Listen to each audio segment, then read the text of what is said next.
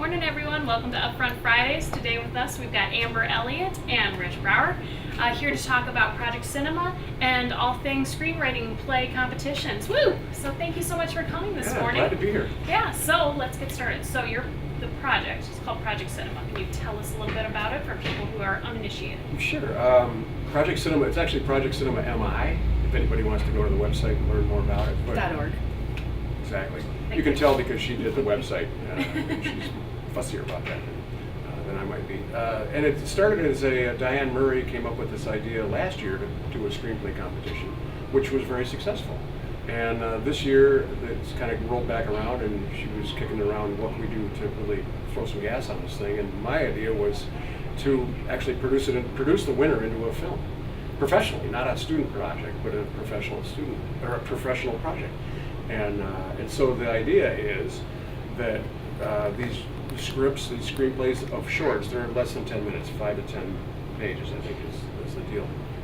Get sent out to some folks in Los Angeles to be juried completely independently of us. And then they hand one back to us and they say, here it is. And I look at it and go, oh, great, that's good. And that's the one we produce. Oh, wonderful.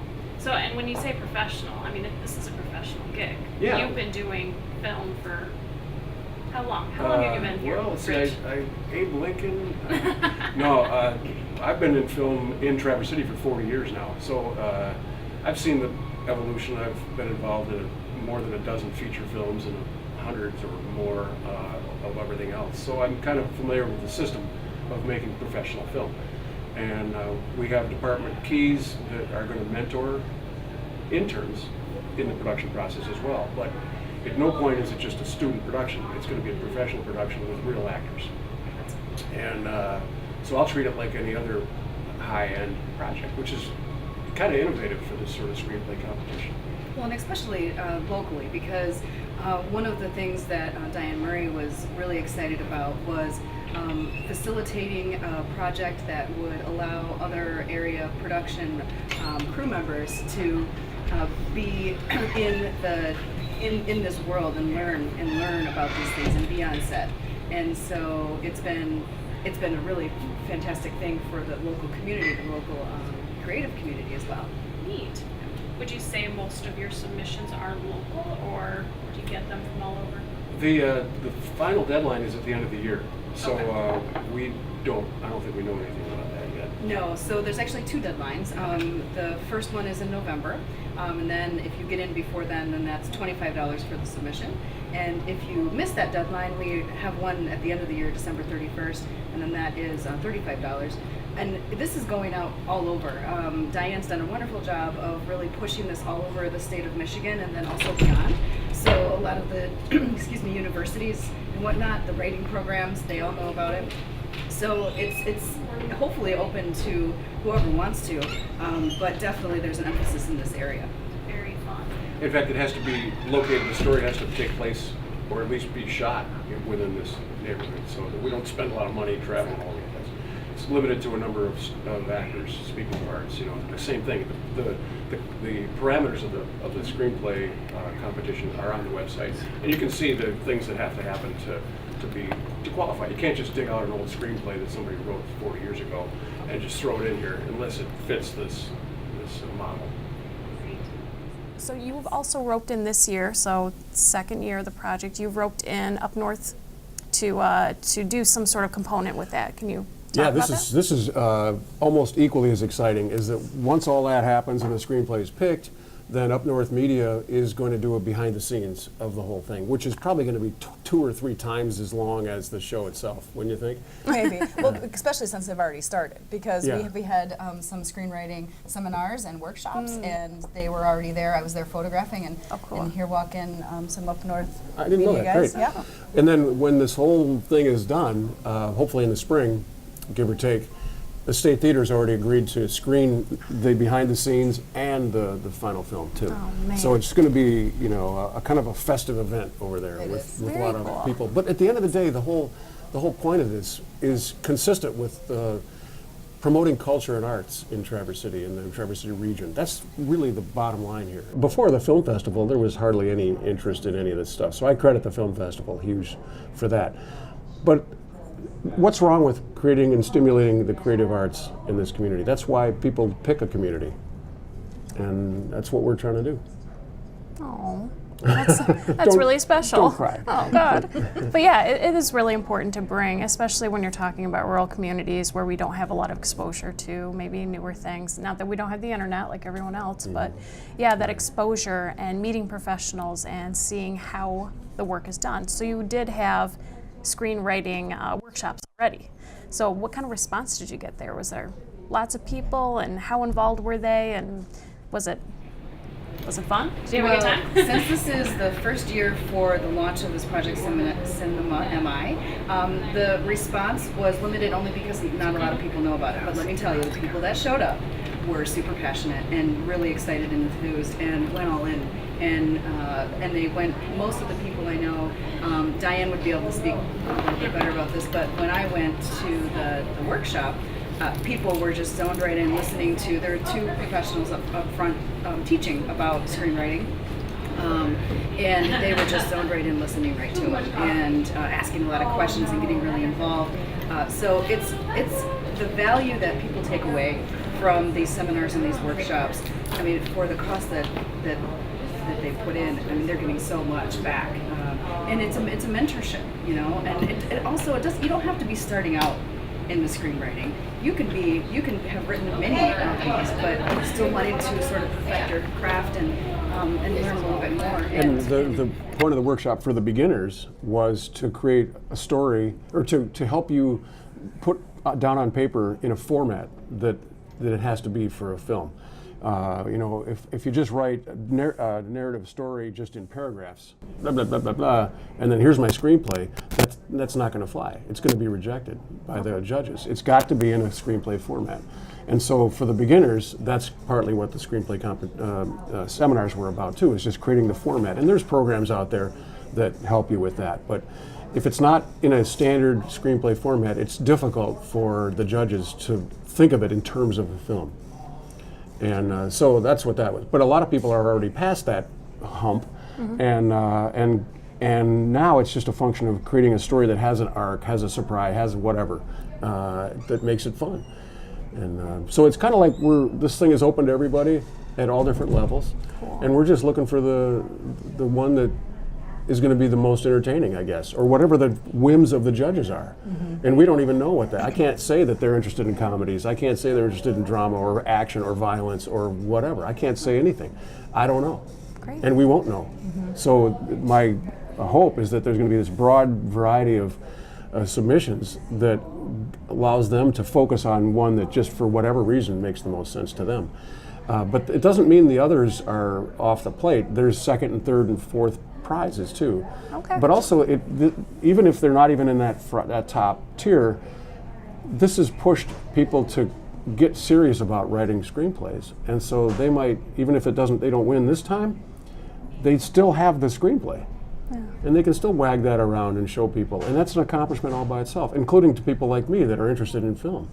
And then you never know where this stuff's going to happen. And so that's kind of the fun part about all of this. And it's important to mention also that all of these different components of Project Cinema MI are standalone. So you don't have to have attended the seminar or the workshop to submit a screenplay, and vice versa. You can do one or all of those things. And as these years progress, because we're definitely hoping that this is our banner year to get moving forward to get more interest in it next year, that'll just keep growing and growing.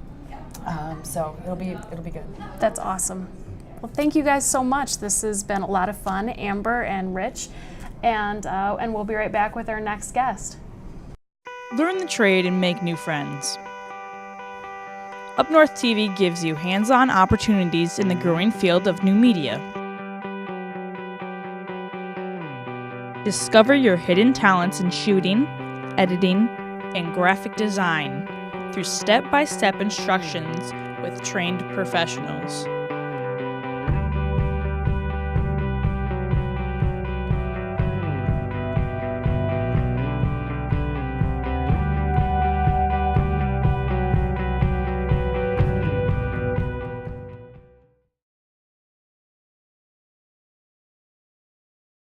So our next guest is Richard Fidler. Richard Fidler is, frankly, a dear friend, but he's also a prolific author in local history, and his latest book of Things Ignored and Unloved was just released. It's a beautiful work, but this is not about history. So you've broken out from history. What's this all about? What's your book about, Richard? It's not totally, I haven't turned my back totally on history. There are 3 articles that have definite historical connections. One of them has to do with the seiches, you know, the surge of water in the bay. Oh. In 1950s, I think, were the last big ones. And then there was the great meteor of 1879 that flashed over this place and lit up the midnight sky as if it was noontime. And then there was the story of the bay bubbling and bursting. Sometimes they claimed, I don't know if this is true, that the water would shoot up 10 or 20 feet out there in places. The only thing is, after 1900, it never happened again. Now that's a story. It's true. It's about nature, but I haven't turned my back on history totally. That's a deep mystery. So you've been looking, you've been trying to solve that particular mystery for a while now. You've talked to scholars and other people, and what have you come up with? You've got some theories. You know, I wrote to Michigan State, and they were very interested in the topic. They didn't have an explanation, so I made one up myself. But you know what? You know, if you're just making suggestions, you don't have to have proof. You're just saying, hey, could be that, could be this. But yours is an informed opinion, so it's not complete gobbledygook, right? You know, that word informed, on a scale of 10, 10 being a PhD in a subject, 0 knowing nothing at all, I'll give myself a 6. A solid 6 for a solid book. Thank you. Because, so obviously our listeners and our watchers know that you are funny already, because I have laughed 3 times. So this book does have quite a bit of humor in it, but it also teaches people a lot about their world. It does. Right? It does. Because the subtitle is A Naturalist Walks Northern Michigan. Yeah.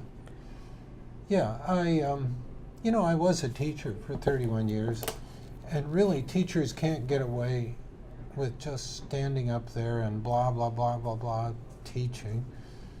You have to present things in a way that's going to interest the students, you know. I like to think that carried over into the book. I hope it did. Yeah. So the nice thing about this book is each chapter sort of focuses on a different little critter or a different thing, unloved and ignored. So they're like great bathroom reads, frankly. You know, you can go read an article in the bathroom and then walk away from it. But there's something new in each one, something I never learned about. So my favorite, Richard, is the chapter At Play with Water Bears. And I know our viewers cannot see this drawing, but it is of a water bear, and it is adorable. They are so cute. What's a water bear, Richard? Okay. Well, how many legs do they have? I'd have to look at the drawing. Look at the drawing. Yeah, there we go. Let's see. I'm getting at least 8 legs. At least 8 legs with claws on every one. And then for a mouth, instead of having a regular mouth with teeth, they have a stylet that pierces cells, sucks out the insides. But there's one thing you have to know about these water bears. You need a microscope to see them, like 400 power. These are very small critters. And an interesting thing about them too is you can dry them out, you can put them in outer space, and then bring them back, just add water. It's instant life, just like instant coffee, you know, you just rehydrate it, you have coffee. Man. Yeah, so I think these things might do well on Mars. I think they do quite well, better than us. These water bears, so not only are they adorable, they're resilient. They are. But so tiny, so we'll never be able to I would not be able to go out in the field and see them. But a lot of the things that you do describe, you can go out in the field and witness these things. That's for sure. Sometimes it's not so great, like with the red-bellied leech, the bloodsucker. And you walk through a pond in summer, plenty of muck, plenty of plants. You come out the other side, there's one or two hanging on you, and what do? Well, don't do what I did. I looked at it and I said, I'm scraping it off. And I did. And of course, that's not so good because they leave an enzyme that keeps the blood flowing, so it bleeds and bleeds and bleeds. But I'll tell you this, it doesn't hurt. And they don't spread disease. And as I said in the piece, they're kind of cute. I mean, they do have red bellies and little red spots. I mean, you like a lot of cute things. So this is one of the things that I wanted to mention. So we're talking about why these things are cute. You drew them. You spent a lot of intimate time doing the illustrations for this book. I did. And so when you say something's cute, you mean it legitimately. You're not just being, oh, here we go, there's leeches. Yeah. How adorable is Yeah, that? the one on the cover even shows a bit of the color. See, I don't know if you can see that. Yeah. But yeah. That's the red-bellied one. So this is the first time you've illustrated one of your books. It is. I've been drawing for 15 or 20 years, mostly figure drawing, but I do that. I love to draw. The old way they trained biologists would be, you look through the microscope and you'd have a pencil and a piece of paper and you draw what you see. And the professor would go by and, okay. He'd okay it or not, But it makes you a better observer. And I had to use that skill. Yeah. So what was your favorite? Story? Favorite story or favorite illustration? Or both? We'll take it all. Oh, how can I choose? It's like, which one of your children is the one you like the most? How could I ever choose? I mean, oh my gosh. Well, let's look at the first. Is this the first one? No, it isn't. Yeah, it is. Oh. It's the one, the story called Godzilla versus Spongilla, a contrast in lifestyles. What's Spongilla? It's a freshwater sponge. I bet you didn't know that we had freshwater sponges here. I did not know we had freshwater sponges. And they are so cool. I mean, what do? Their whole lives long, they sit there in pure, clean water. They don't like dirty water. Okay. And they circulate water in and out and in and out. And that's pretty much their life. I mean, there's not a lot of excitement there. That's why I thought the contrast between Godzilla and Spongilla was pretty obvious, don't you think? Yes. So this the Spongilla, where would I find it if I wanted to go look for it? Somebody actually communicated with me and said that 3 or 4 years ago, below the Union Street Dam, there was a tremendous outgrowth of freshwater sponges. This was an expert in freshwater sponges. So the answer is, just look wherever the water is clean and clear. They encrust themselves on rocks, on sticks, on whatever's around. And I suspect the water intakes for Traverse City and other cities, that could have them on there too. So this book is for anyone who's interested in walking around northern Michigan and seeing things that they probably had seen but didn't really understand. I mean, this really is a fantastic book for introducing yourself to the nature around you. So thank you for having me. Yeah, thank you so much for coming, Richard. We really appreciate it. Learn the trade and make new friends. Up North TV gives you hands-on opportunities in the growing field of new media. Discover your hidden talents in shooting, editing, and graphic design through step-by-step instructions with trained professionals.